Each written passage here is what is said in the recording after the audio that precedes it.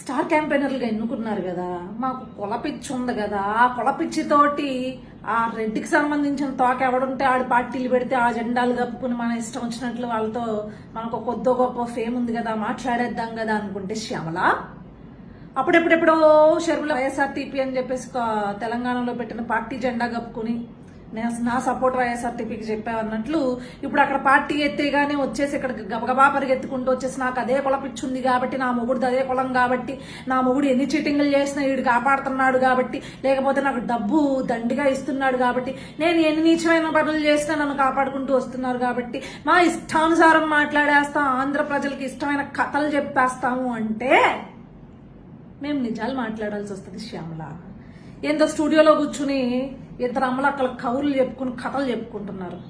ఏమమ్మా నువ్వు కథలు చెప్పాలేమో ఆంధ్ర గురించి మాట్లాడాలంటే, ఎందుకంటే నువ్వు ఇక్కడ లేవు కదా గత 5 ఏళ్లగా. ఇక్కడ మనకేం పని ఉంది, మనకు హైదరాబాద్ ఉంది, షూటింగ్లు ఉన్నాయి, మేకప్లు ఉన్నాయి కదా. కానీ ఇక్కడ ఉన్నది మేము, భరించింది మేము,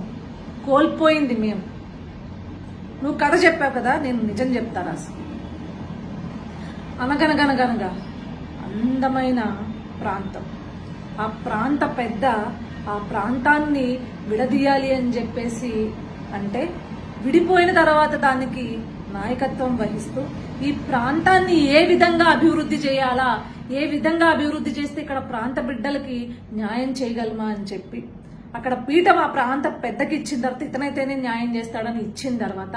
అహర్నిశలు కష్టపడి, అంటే రోజుకు 18 గంటలు కష్టపడి కంపెనీలను తీసుకొచ్చి రాజధాని లేని ప్రాంతానికి రాజధానిని నిర్మించి ఇది ప్రాంత రాజధాని, ఇక్కడి నుంచి ఇక పరిపాలన అంతా సాగుతుంది అని చెప్పి